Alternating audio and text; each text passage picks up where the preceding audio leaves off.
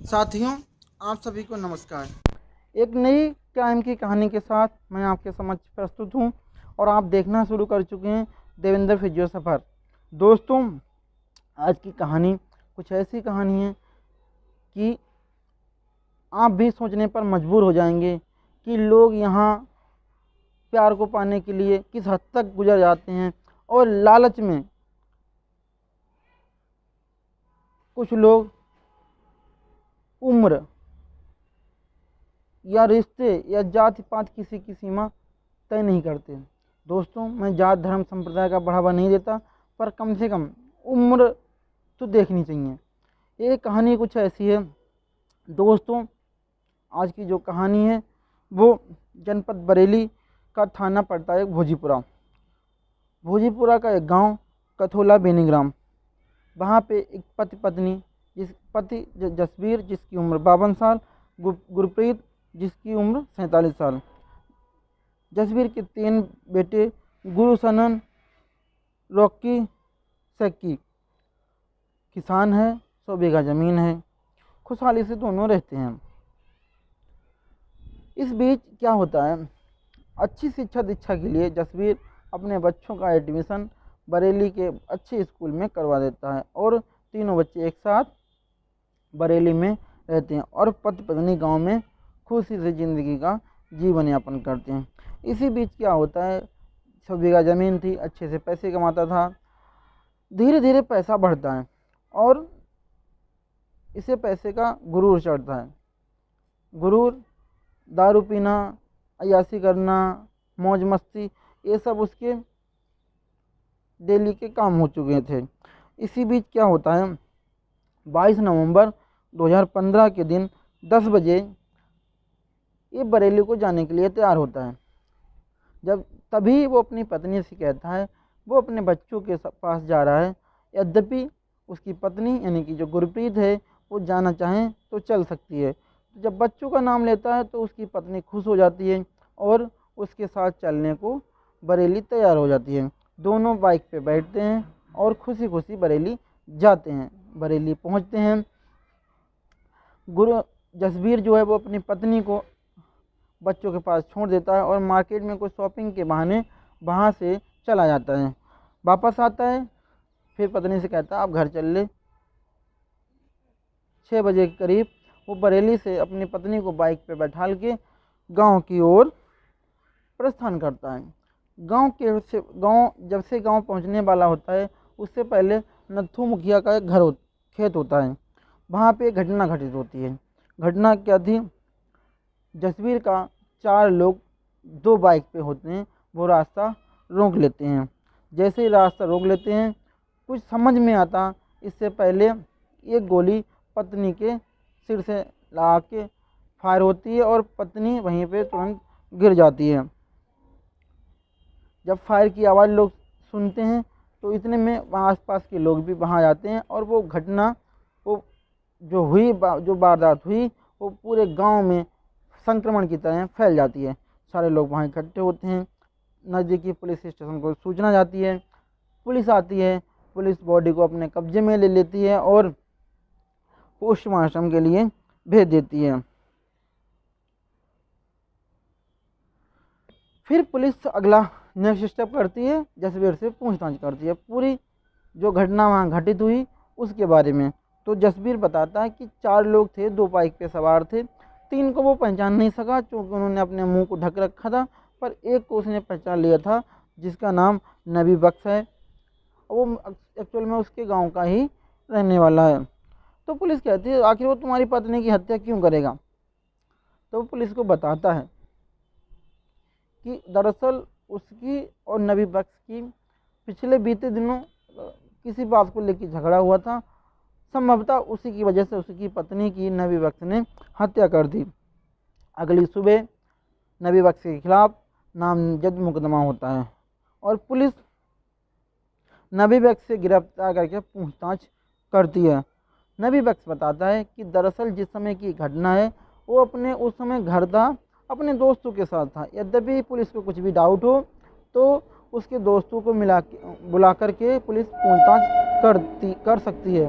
तो पुलिस उसके दोस्तों को बुलाती है, पूछताछ करती है और कहीं न कहीं नबी बख्श अपने आप को सिद्ध कर देता है कि वो उस घटना में मौजूद नहीं था। और इसके साथ पुलिस को भी ये भरोसा हो जाता है कि इस घटना को नबी बख्श ने अंजाम नहीं दिया है। फिर पुलिस के दिमाग में एक चीज़ आती है कि आखिर ये हत्या कर कौन सकता है। पुलिस छानबीन कर ही रही होती है। इस बीच 16 दिसंबर 2015 को जसबीर फिर थाने जाता है और कहता है कि मेरे पेट में गोली लगी हुई है, साइड से लग के निकल गई है और ये गोली उस पर नबी बख्श ने चलाई है।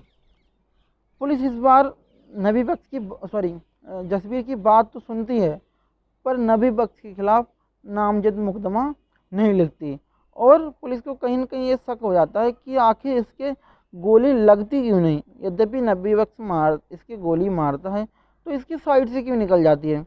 तो पुलिस की नज़रों में कहीं न कहीं जसबीर सस्पेक्टेड हो जाता है और पुलिस लगभग इस बीच 3 हफ्ते गुजर भी गए थे। पुलिस जसबीर से मोबाइल की सीडीआर निकलवाती है और साथ साथ ही नबी बख्श की सीडीआर निकलवाती है। जब दोनों की सीडीआर निकलवाती है तो नबी बख्श की सीडीआर में ऐसा कुछ भी सस्पेक्टेड नहीं था, पर जसबीर जो है इसके सीडीआर में 2 नंबर पे बहुत ज़्यादा बात हुई निकलती है। पुलिस कहीं न कहीं इस पे शक करने लगती है और जो नंबर से जिससे ज़्यादा बात हो रही थी पुलिस उनकी डिटेल निकलवाती है तो पता लगता है एक जो नंबर है वो प्रिया कुमारी के नाम से सेव है, रजिस्टर्ड है, जिसकी उम्र लगभग 25 साल है, जो कि सीबीगंज के जौहरपुर की रहने वाली है। दूसरा जो है वो महेंद्र के नाम से सेव रजिस्टर्ड है, जो बरेली की छावनी का रहने वाला है। चूँकि बात ज़्यादा हुई होती है और इस बीच एक चीज़ और होती है, महेंद्र की उस दिन की जो उस टाइम की लोकेशन है वो उस घटना स्थल की मौजूदगी दिखा रही थी। पुलिस इसे गिरफ्तार कर लेती है और कड़ाई से पूछताछ करती है, क्योंकि अब पूरी तरीके से जसबीर सस्पेक्टेड हो रखा था। जब पुलिस गिरफ्तार कर लेती है, जसबीर से पूछती है तो जसबीर कुछ भी बताने के लिए शुरुआत में तैयार नहीं होता है। अंत में जब पुलिस अपने तरीके से पूछती है तो फिर यह पुलिस को बताता है कि दरअसल एक दिन जसबीर की मुलाकात बालक राम से होती है, जो जौहरपुर का रहने वाला है, उसका दोस्त है, उसके घर आना जाना है। लेकिन जब पहली बार जान पहचान हुई तो उसकी प्रिया से मुलाकात हो जाती है। प्रिया जो बालक राम की लड़की है, जिसकी उम्र 25 साल है, और जब ये प्रिया को देखता है तो उसको कहीं न कहीं पाने की ख्वाहिश करने लगता है और ये दिल में ठान लेता है कि इसे मैं पा कर के रहूँगा। प्रिया भी सोचती है, जब एक दूसरे की नज़रें मिलती हैं तो सोचती है ये कहीं न कहीं मुझे चाह रहा है, और प्रिया ये समझ लेती है कि इस पे पैसा है, कहीं न कहीं जलवा काटने को मिलेगा, तो वो उसकी बातों में आ जाती है और दोस्ती हो जाती है, प्यार करने लगते हैं और तो और अवैध संबंध भी बनने शुरू हो जाते हैं और मिलना जुलना अक्सर महेंद्र के बरेली घर में होता था। तभी मतलब महेंद्र से भी बातचीत होती रहती थी। प्रिया को जसबीर महेंद्र के घर बुलाता था, अवैध संबंध भी वहीं बनते थे। अब इस बीच क्या था, कुछ दिनों बाद ये सारी चीज़ें पत्नी को जब पता लगती हैं तो वो इस चीज़ को स्वीकार नहीं करती और फिर दिन प्रतिदिन कलेश होना शुरू हो जाता है। वो सब हो ही रहा था, फिर इसका एक नया तरीका निकलता है कि घर, पहले तो डेली जाता था, फिर कभी कभार घर जाता था, इसने घर आना जाना भी कम कर दिया। इसके सपनों को पंख जब लगे, जब प्रिया ने एक दिन इससे ये डिमांड रखी कि वो उससे शादी करना चाहती है। इसका दिल प्रफुल्लित हो रखा, पर प्रिया एक चीज़ कहती है कि तुम्हारी पत्नी के जीते जी ऐसा कुछ भी संभव है नहीं। तो चूँकि इसे पाने की हसरत थी, तो इसके दिमाग में एक खतरनाक आइडिया आता है कि वो अपनी पत्नी को कहीं न कहीं ख़त्म कर देगा। उसी प्रक्रिया को अंजाम देने के लिए जसबीर अपनी पत्नी को बाइक पे बिठालता है, बरेली लेके जाता है। बरेली पहुंचते हैं और जब वो बरेली गया था, वो पत्नी को अपने बच्चों के पास छोड़ा, तभी वो महेंद्र के घर गया था और महेंद्र से उसने ये कहा था कि दरअसल जो है कि आज मौका है, तुम आना और आज पत्नी को निपटा देंगे।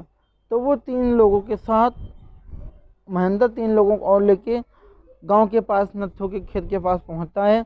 जैसे पहुंचते हैं, कुछ जब तक कि गुरप्रीत को कुछ समझ आता, इसी बीच अपने पास से वो तमंचा निकालता है और सीधे कनपट्टी पे लगा के गुरप्रीत की हत्या कर देता। इसी फिर बाद में वो अपने दोस्त महेंद्र से कहता कि एक फायर तुम मेरे ऊपर करो, जिससे पुलिस को शक ना हो और लोग भी, गाँव के लोग भी ये कुछ समझ ना सकें कि जो हत्या की है वो मैंने की है, और इससे ये फ़ायदा होगा कि हम बच जाएंगे और जो हमारा जिससे लड़ाई झगड़ा होता रहता है नबी बख्श, उसको फंसाएंगे।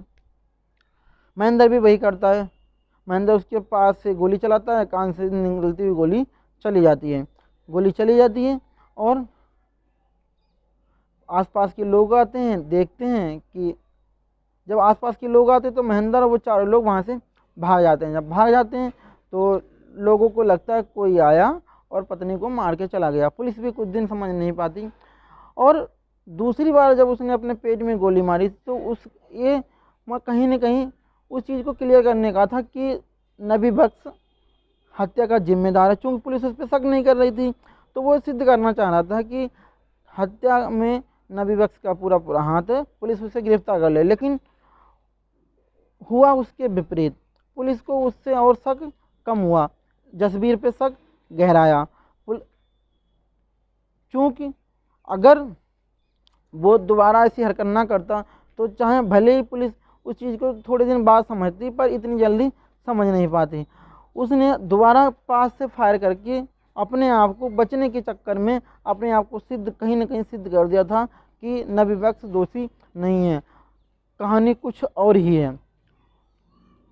होता क्या है, अंत में लोग भी इस चीज़ को समझ नहीं पा रहे थे कि आखिर जसबीर ने अपनी पत्नी की हत्या करी होगी, इसलिए नहीं समझ पा रहे थे, क्यों कहानी ही ऐसी बनाई थी।